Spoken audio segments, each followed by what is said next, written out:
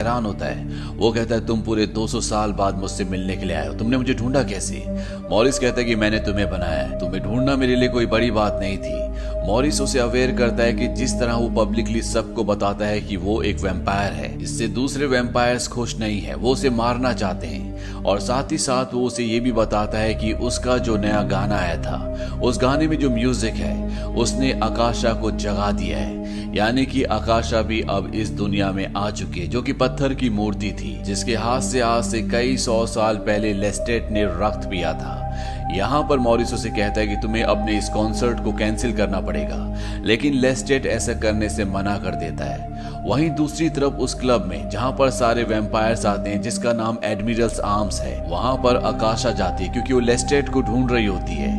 वहाँ पहुँचने के बाद उसे पता चलता है कि यहाँ पर जितने भी वैम्पायर्स हैं वो सब के सब लेस्टेट को मारना चाहते हैं, इसीलिए वो वहाँ पर सभी वैम्पायर्स को मार देती है। वहीं अब लॉस एंजलिस में जहाँ पर लेस्टेट का शो होना है, वहां पर जैसे भी पहुंच जाती है और उसके पास जो उसका जर्नल होता है, यानी कि उसकी पूरी डिटेलिंग वाली किताब, वो उसे वापस लौटा देती है। लेस्टेट उससे पूछता है कि तुम क्या चाहती हो?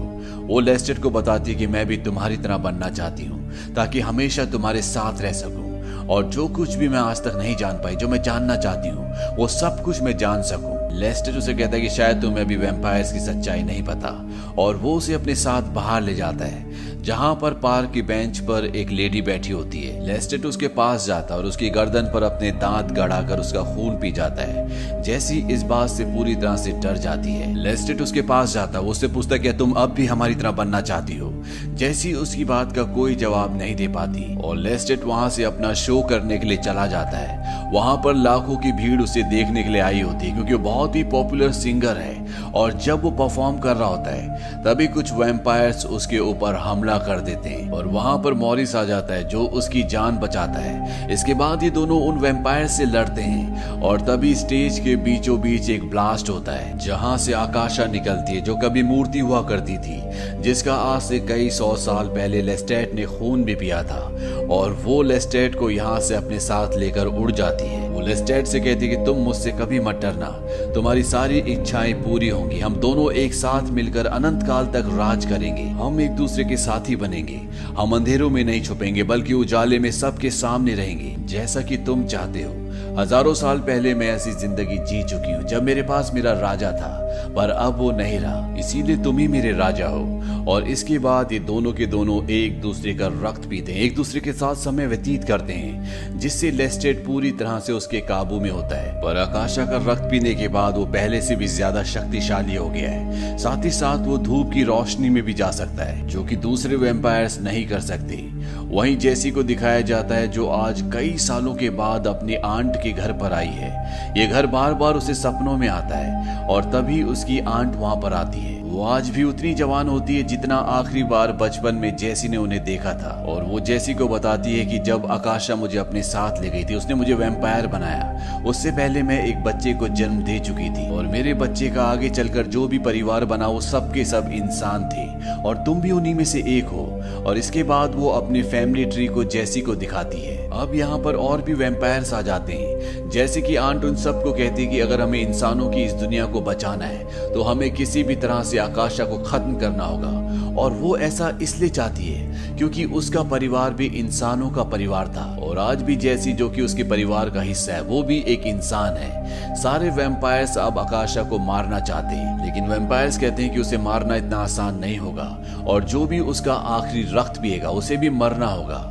और तभी यहाँ पर आकाशा आ जाती है, उसके साथ लेस्टेट भी होता है जो पूरी तरह से उसके काबू में होता है और पहले से बहुत ज्यादा शक्तिशाली होता है। ये सारे वैम्पायर्स आकाशा के आगे झुकने से, उसका साथ देने से मना कर देते हैं। वो कहते हैं कि इंसान सिर्फ एक जानवर है, वो हमारा खाना है, हम सब के सब अमर हैं, उन्हें हमारे आगे झुकना ही होगा। और इसके बाद वो लेस्टेट को बोलती कि अगर तुम मुझसे प्यार करते हो तो तुम्हें साबित करना होगा, जाओ जेसी को मार दो। लेस्टेट जेसी को मारने के लिए आगे बढ़ता है। जेसी की आंट उसे बचाना चाहती है, लेकिन आकाशा अपनी शक्ति से उसे दूर फेंक देती है। जेसी अपनी आंट से कहती है कि आप मेरी चिंता मत करो, क्योंकि मैं खुद ये चाहती थी। और इसके बाद लेस्टेट जेसी का खून पीना शुरू कर देता है। जेसी पूरी तरह से अचेत हो जाती है। लेस्टेट उसे छोड़कर एक बार फिर से आकाशा के पास जाता है और वो कहता है कि मेरा क्राउन मुझे चाहिए, अब मैं राजा बनना चाहता हूँ। आकाशा कहती है कि तुम बिल्कुल एक राजा की तरह बात कर रहे हो, और वो अपना हाथ उसके सामने कर देती है, जिससे लेस्टेट उसका रक्त पीना शुरू कर देता है। और जब वो उसका रक्त पी रहा होता है तो आकाशा उसे मना करती है, क्योंकि उसने काफी रक्त पी लिया होता है। और तभी लेस्टेट बाकी के वैम्पायर्स को इशारा करता है ताकि वो उस पर हमला कर दे।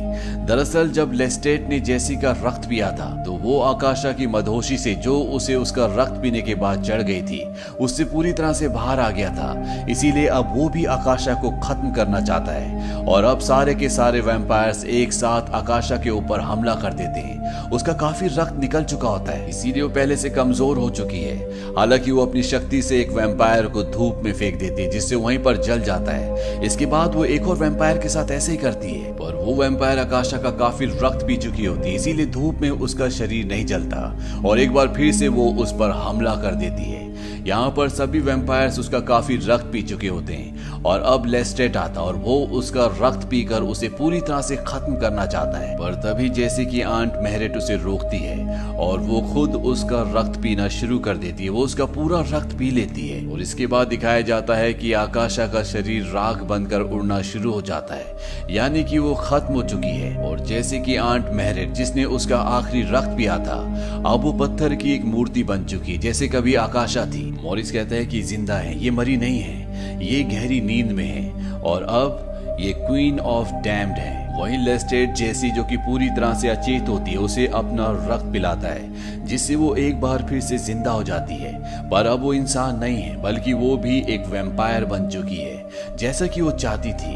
और अंत में ये दिखाया जाता है कि जेसी और लेस्टेट ये दोनों के दोनों लाइब्रेरी में डेविड के पास जाते हैं, और उसे लेस्टेट का वो जर्नल वापस करते हैं जो कभी डेविड ने जेसी को दिया था, जिसमें लेस्टेट के पूरे इतिहास के बारे में लिखा हुआ है। डेविड जानता है कि अब जेसी भी एक वैम्पायर बन चुकी है। वो उससे पूछता है कि तुम कैसे एक्सपीरियंस कर रही हो। जेसी उससे मजाक में कहती है क्या तुम ये एक्सपीरियंस करना चाहोगे, यानी कि वो उसे वैम्पायर बनने के लिए ऑफर कर रही होती है। डेविड कहता है कि इसके लिए मेरी उम्र काफी ज्यादा हो चुकी है। जेसी उसे बाय कहकर वहां से लेस्टेट के साथ निकल जाती है, और ये दोनों के दोनों हाथों में हाथ डालकर रात के अंधेरे में एक दूसरे के साथ घूम रहे हैं। यानी कि लेस्टेट और जेसी जो दोनों अमर है, ये हमेशा एक दूसरे के साथ हैं।